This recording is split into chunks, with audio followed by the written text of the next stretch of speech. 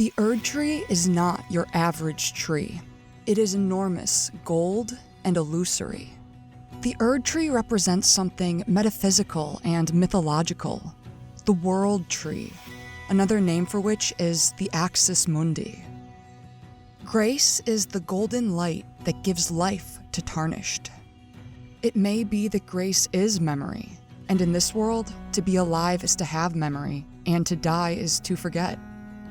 All grace together may be the collective memory of the world, another name for which may be world soul or anima mundi. In Elden Ring, the anima mundi and axis mundi are united within the Erdtree.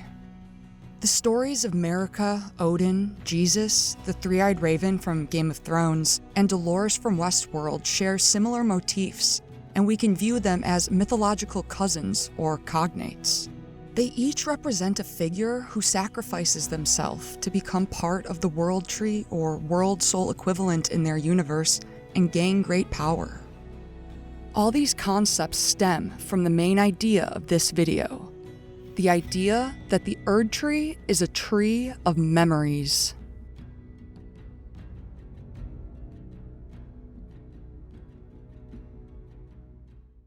The Erdtree takes obvious inspiration from the world tree of Norse mythology. The Erd prefix comes from the Old English Erd, meaning earth, making another name for the Erdtree the earth tree or world tree. In most surviving Norse poetry, the world tree is called Yggdrasil, meaning Odin's gallows, a reference to how Odin hung himself from the world tree for 9 days and nights to discover the secrets of the runes.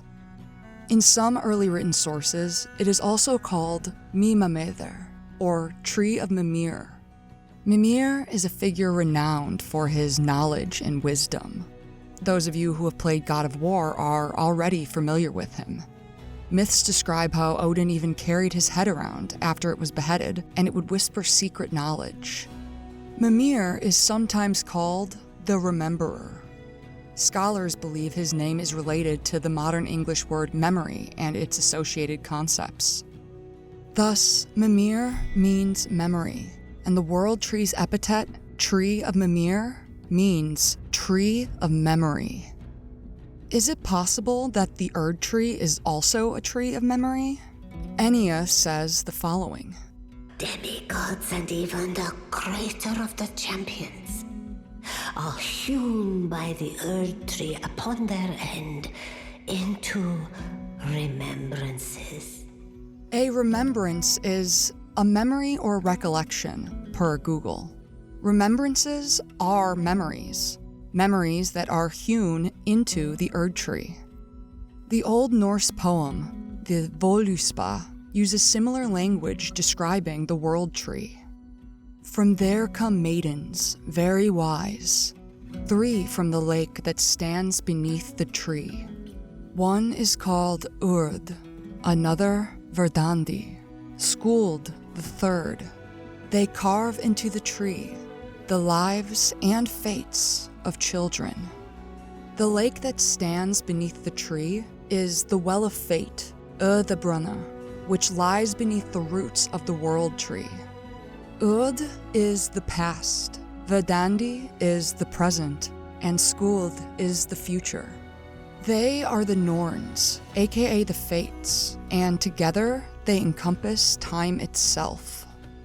Though the Fates are often shown to weave destiny with threads, in this version of myth they do so by carving lives and fates into the world tree. Hewn is a synonym for carved.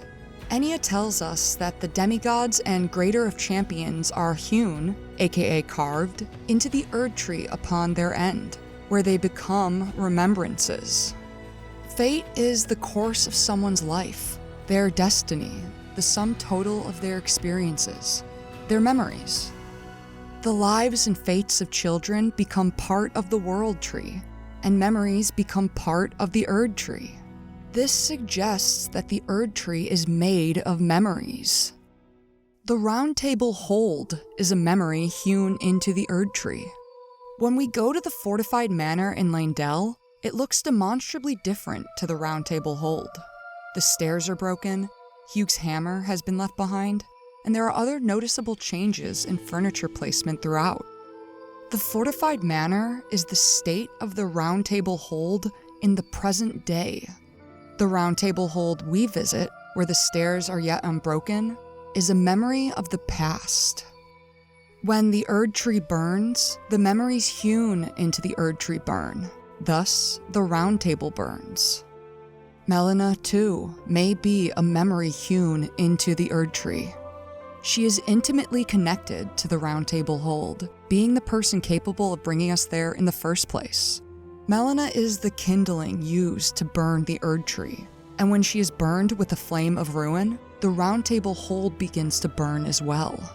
This explains why, when we meet her, Melina has forgotten her purpose. She tells us she is burned and bodiless, evidence of which can be seen in the burn marks on her hands. We know the Erdtree has been burned before because we can see ash in Lane Dell. The reason why Melina lost her memory is because it was burned away when she and the Erdtree were burned previously. This has all happened before. It is merely a cycle. Hugh, as well, is part of the Hold. In his own words, he is a prisoner, chained and trapped, undying, smithing for us fools. When the Round Table Hold burns, Hugh begins to lose his memory. Why does that girl weep for me? Oh. Have I forgotten something of dire importance? Hugh is another memory hewn into the Erdtree. His name, Hugh, sounds like hewn, and might be a clue meant to help us make this connection. When the Erdtree burns, the memories hewn within it, the Hold, Melina, and Hugh, burn too. They forget. 1, this tells us that a function of the Flame of Ruin is to burn away memory. And 2, being able to go to the Hold and interact with Melina and Hugh tells us that in this world, memories exist as a part of reality, and we can interact with them. The Tarnished have access to the Round Table Hold. Does that mean that we, too, are a memory, and thus part of the Erdtree? When we die, the spot where our runes dropped is marked by 3 gold branches with gold and silver leaves swirling around them, like little Erdtree sprouts. Runes are literally our experience points in the game. A synonym of experience is memory. We have experiences and they become memories. When we die and lose our runes, we must go and recollect them, like recollecting a memory. Our runes, our memories, are represented by these little Erdtree sprouts, supporting the idea that the gold substance the Erdtree is made of is runes, aka memories. Or at the very least, memories are a substance that exists as part of the Erdtree. In the A Song of Ice and Fire / Game of Thrones universe, in High Valyrian, the root phoneme for all things memory related is R-U with an umlaut N, pronounced rune. The verb to remember is runagan. A single memory is runi. One's collective memory is runir. Runes are memories, and they are the golden substance the Erdtree is made of. This explains why remembrances can be used both to gain many runes and be hewn into the Erdtree in the first place. Going further, in past Dark Souls games, our experience points were souls. Souls were how you gained experience, leveled up, and your currency. As the humanity item from Dark Souls 1 says, the soul is the source of all life. In Elden Ring, runes replace the soul's mechanism entirely. This is a subtle yet sublime exchange which shines new light on what it means to be alive in this game. To be alive in Elden Ring is to have runes. To be alive is to have memory. A common theme of all Souls games is the idea of going hollow, which is to lose your willpower, your sense of self, your identity, your memory of who you are and what you want. That is what it means to die in a world where you can't truly die. That's what death is, isn't it? Forgetting. Being forgotten. If we forget where we've been and what we've done, we're not men anymore. I know the Season 8 reference may hurt to watch, but it is quite fitting. To be alive in this game is to have memory. To die is to lose memory. Memory is life, and runes are memories. Thus, runes are life. This explains the Golden Rune 3 description. Even now, runes are still imbued with the power of life itself. If we roll with this Dark Souls parallel of souls being akin to runes, then I think that we can also say that the rune items, like the golden runes, are equivalent to the soul items, which are found on corpses in those games. That is, these golden runes are the equivalent of one's soul. And like the humanity item said, the soul is the source of all life. Are you familiar with grace? The golden light that gives life to you, Tarnished. In this game, grace is what gives us life, and the golden runes are grace. Per their descriptions, quote, grace that dwells within the inhabitants of the lands between. The golden rune items are our souls, and they are the grace that gives us life. The golden runes represent something else. There are skulls we can find on the ground across the lands between.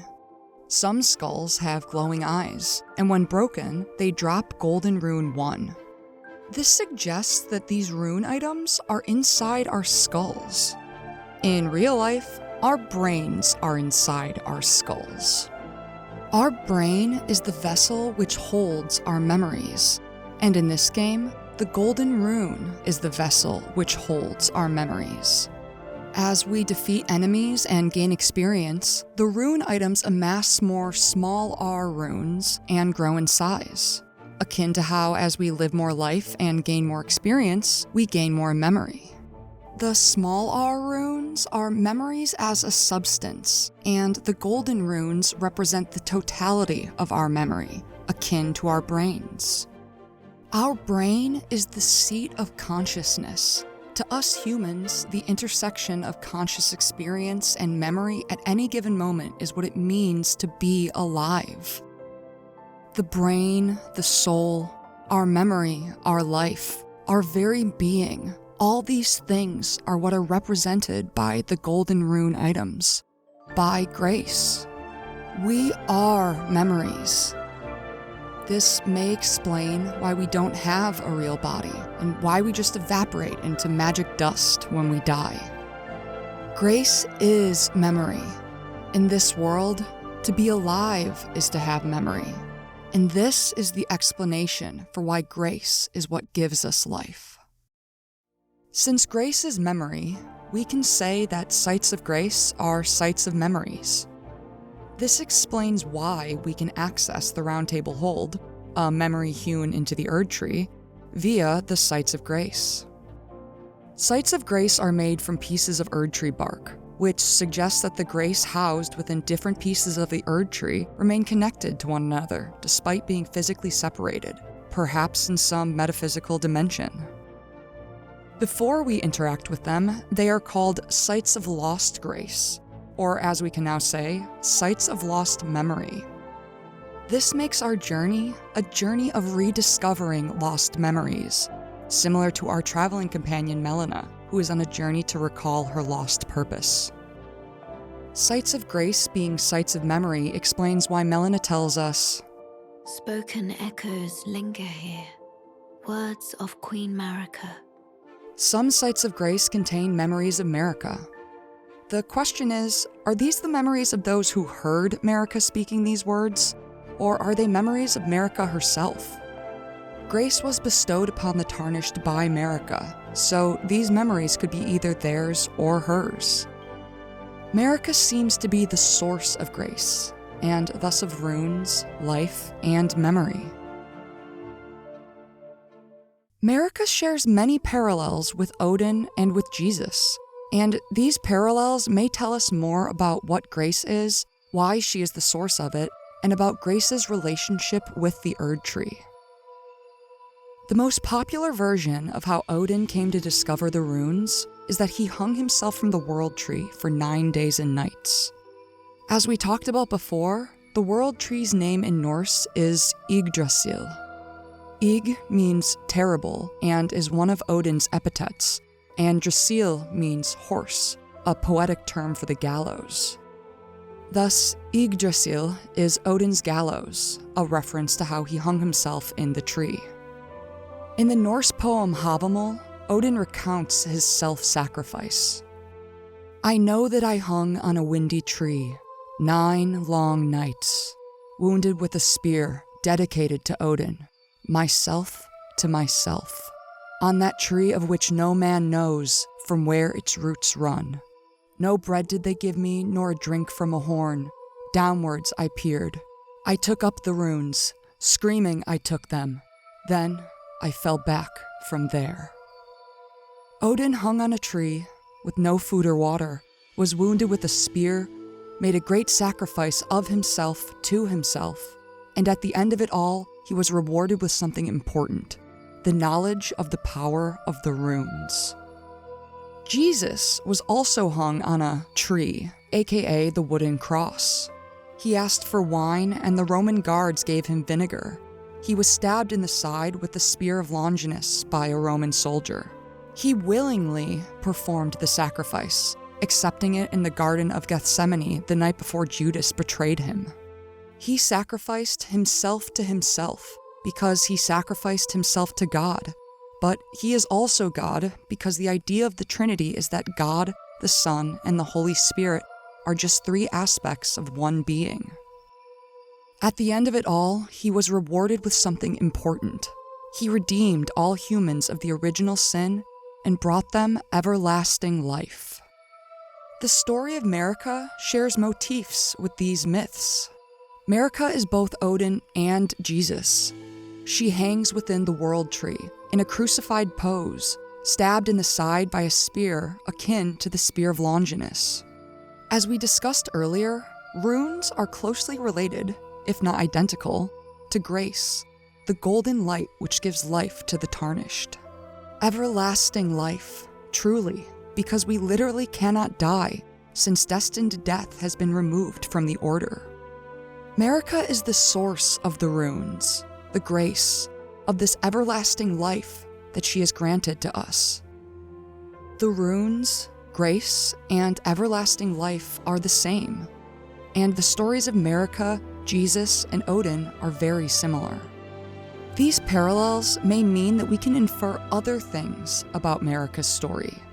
She chose to accept this sacrifice, and she may have done it to gain the power of runes, of everlasting life. She may have needed to be crucified as a prerequisite to become the source of grace. Like Jesus rose 3 days later, as Odin was reborn after 9 days, so perhaps will Marika return. Taking the average, I'd say she has about 6 days. Odin, Jesus, and Marika are all mythological cognates. A cognate is a term from linguistics, meaning a word that comes from the same original word or root. You can think of cognates as blood relatives, like cousins. They derive from the same root ancestor, an ancient myth about someone hanging out in a tree who gains magical powers. To make it easier to reference them as a group, maybe we can give them a portmanteau. Gemerodin, Merodesis, Odysseisica? Those are all pretty terrible. Maybe an acronym would be better. What about MOJ? Let's go with that. There is another cognate of MOJ, the Three-Eyed Raven from Game of Thrones. The Three-Eyed Raven, aka the Three-Eyed Crow in the books, is the Odin equivalent in the A Song of Ice and Fire universe. Like how Odin hangs within Yggdrasil and gains the power of the runes, the three-eyed raven is hung from the branches of a weirwood tree and gains powerful knowledge by projecting his consciousness into the blood within the trees to spy into the past. Odin sends out his ravens Hugin and Munin to spy for him. The three-eyed raven is a warg and uses his ravens for the same purpose. The reason why he is important to this discussion is because of his connection to memory. By Season 8, Bran Stark has become the three-eyed raven, and he reveals what the Night King wants. He wants to erase this world, and I am its memory. The three-eyed raven is the memory of the world. The game suggests that runes, grace, and everlasting life are the same, and Odin, Marika, and Jesus are the source of each in their respective stories. As we have discussed in this video, grace also represents memory. The three-eyed raven is the source of the world's memory, and is another parallel to MOJ. MOJ becomes MOJ3. There are many theories in the A Song of Ice and Fire community about exactly what the three-eyed raven is, but the most prominent theory is that he is some kind of manifestation of the collective consciousness within the weirwood trees. As a cognate to Marika, we may be able to suggest that she is also a manifestation of the collective consciousness within the Erdtree. The grace, the memories, pooled within the Erdtree represents the collective memory of the world. Marika is the source of grace, thus she is the memory of the world. Instead of saying that Marika is the memory of the world, it may be more accurate to say that she is the vessel for the memory of the world. The three-eyed raven seems to always need a vessel to inhabit. As Three-Eyed Bran says in Season 8, He's tried before, many times with many three-eyed ravens. Brynden Rivers, the previous three-eyed raven iteration, says to Bran, "Now it is time for you to become me." The three-eyed raven seems to jump from person to person, like after some period of time it requires a new vessel. Marika is the vessel for the Elden Ring. Marika as a person, before she became a god, may have been akin to Bran. One could argue that Bran is no longer Bran, and Marika is no longer Marika. They exist now only as vessels, their personalities usurped by the god that resides within them. The Elden Beast is a god, and per Elden Stars, quote, "The Greater Will sent a golden star bearing a beast into the lands between, which would later become the Elden Ring. The Elden Beast became the Elden Ring. Marika is the vessel for the Elden Ring, and thus the Elden Beast may actually be the one who is the memory of the world." It's complicated and requires further investigation, but this was an appropriate place to at least mention this idea. In A Song of Ice and Fire, the reason why there is a collective consciousness within the trees is because the sap of the weirwood trees is human blood. Hence why they are called weirwoods. Weir is a Germanic root meaning man. In that universe, the soul, aka the memories of an individual, is tied to blood. Bran drinks some blood and is able to experience the memory of his distant ancestor being executed. A weirwood's sap contains the memories of all humans whose blood they have grown from. The first men would sacrifice hearts to the weirwoods, clean their bloody swords in pools of water at the weirwood's base, and would hang the entrails of sacrifices from their branches. These are similar to real-life Norse rituals, and may explain why the Norse had sacred groves. They may have believed that blood was the seed of the soul. The trees grew from the blood of the sacrifices, and thus they believed that the souls of their ancestors were in the trees, making them sacred. If some theorists are correct, and all weirwoods are connected in a form of weirwood internet, dubbed the Weirnet, then the weirwoods together represent the collective memory of all whose blood has pooled into them. Thus, it is possible for greenseers like Bran to project their individual consciousness into the collective consciousness of the Weirnet, which gives them the ability to look back through the collective memory of mankind that is pooled within the weirwoods. Weir means man, and thus the Weirnet is really the human net. In Elden Ring's universe, the sap of the Erdtree is golden, not blood red. Yet the sap of the Erdtree is still referred to as blessings. The word blessing comes from the Proto-Germanic word blotham, which means blood. Miquella's whole story in the DLC is how he abandons his golden blood, which we see pooled as crosses throughout the Realm of Shadow. We know that he and Mohg, perhaps while under Miquella's charm, watered saplings with blood to make them grow. I would reason that the golden sap of the Erdtree is no different from the blood sap of the weirwoods, except in color. There are characters who say that the Weirnet's scrying powers are because trees experience time differently. But Bran being able to access this power with just blood suggests that it's actually the blood. But it's not really the blood. It's the aspect of the soul tied to the blood. It's really this metaphysical realm of consciousness and memory that one is able to access with their own consciousness. Grace is also referred to as a blessing, but unlike the sap, which is a physical substance, grace is a metaphysical substance. I think what we might be able to say is that grace is the aspect of Erdtree sap that is responsible for holding the memories hewn within the Erdtree. The golden Erdtree sap is imbued with grace. When one is accessing the memories hewn within the Erdtree, one is accessing the memories within the collective grace. In this world, we can actually interact with memories. We can go to the Round Table Hold, a memory hewn into the Erdtree. There is a large site of grace within the hold. This may represent the memories which have accumulated within the Erdtree, the collective grace which is pooled there. At the very least, the memories of those who were bestowed grace by Marika. We've tied both memory and the soul to the concept of grace.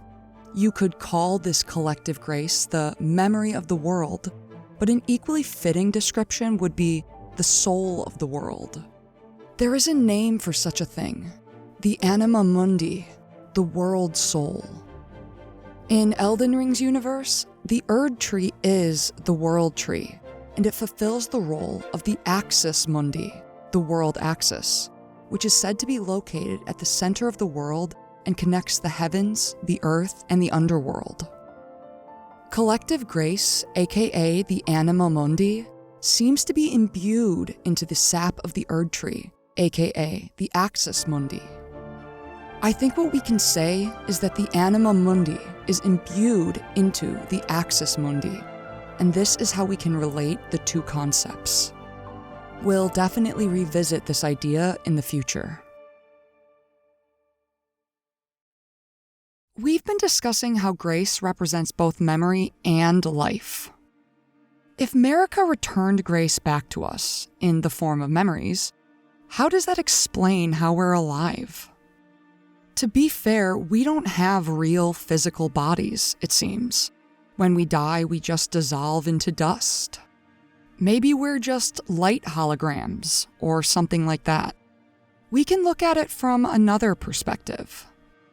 The Erdtree is a tree of memories, and some people have made the analogy that the Erdtree is like a giant computer hard drive.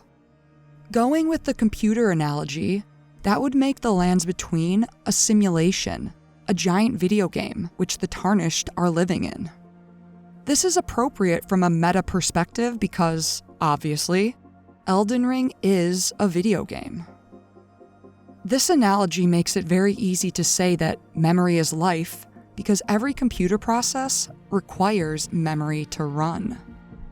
In this analogy, when Marika returns memory to us in the form of grace, she is returning us to life by providing us the memory required to start our computer processes again.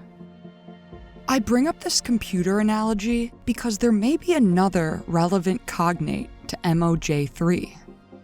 A few characters from the HBO show Westworld. I love Westworld. It investigates big philosophical questions like, what is free will? Do we live in a simulation? Can AI gain self-awareness? There's an Easter egg in the show where the Game of Thrones showrunners Dan Weiss and David Benioff appear as techs working on a host version of Daenerys' dragon Drogon. It was George R.R. Martin who suggested to Westworld creators Jonathan Nolan and Lisa Joy that Westeros could exist as a park in Westworld, which is what brought about this cameo.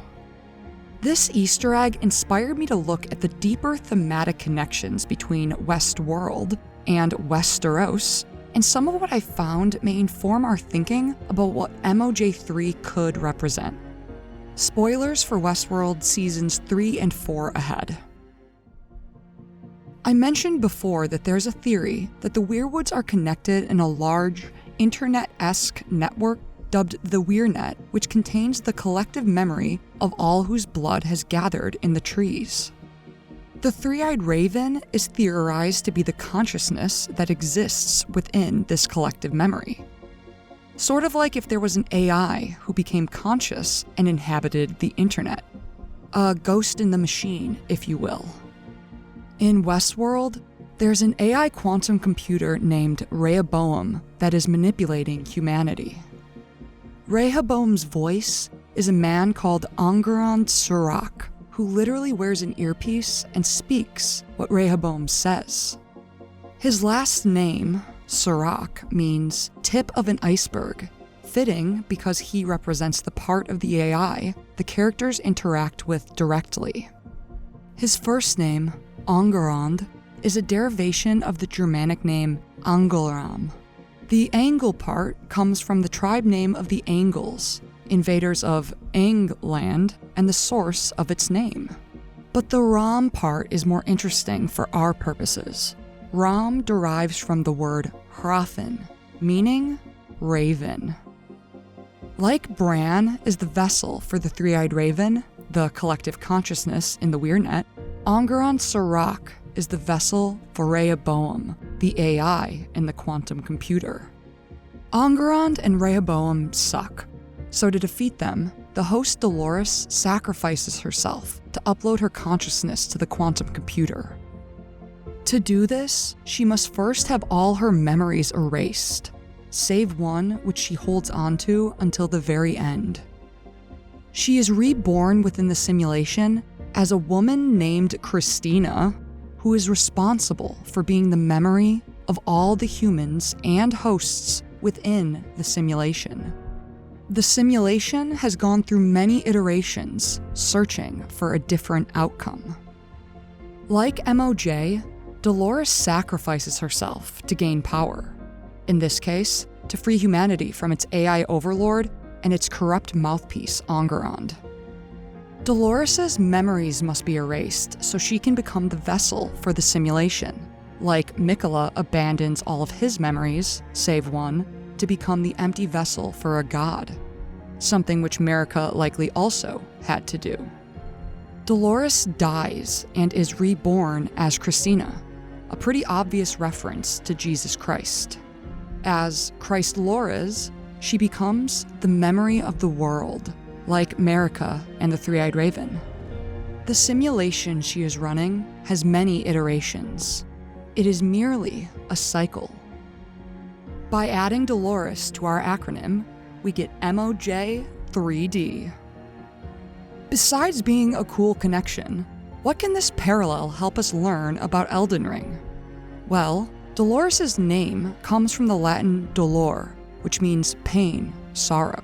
And Westworld posits that the way the hosts become conscious is through suffering. Jesus and Odin both gained their powers through suffering. Odin by hanging on the tree for 9 days and nights, Jesus by being crucified. Likewise, Marika and the shamans who were put into the jars to become saints were whipped with the tooth whip, perhaps to inflict suffering, so that their flesh and spirit would meld harmoniously with others. Suffering may bring about an increase of consciousness, which allows for the consciousness of shamans to meld better with other consciousnesses shoved into the jars with them. I think there are other instances of shared symbolism between Westworld and Elden Ring. Things like the order inherent in ancient trees, pearls, towers, and more. The reason why these two properties have these connections is most likely because they are drawing from the same mythological ideas and sources. Given how pervasive AI has become in our world and how popular simulation theory is, I don't think it's far-fetched to consider that Elden Ring's philosophy and world building could be influenced by such ideas. Or at least, I think it's legit that the mythology of the game can be interpreted in such a fashion. Regardless of developer intent, I love Westworld very much and wanted to share some of these patterns I noticed with you all. If you enjoyed this video and feel that it contributes positively to the Elden Ring community, please leave a like to help boost its visibility within YouTube's algorithm. If you want to see the next video pop up on your homepage when it comes out, please subscribe. My fellow Tarnished, thank you for watching. See you in the next video.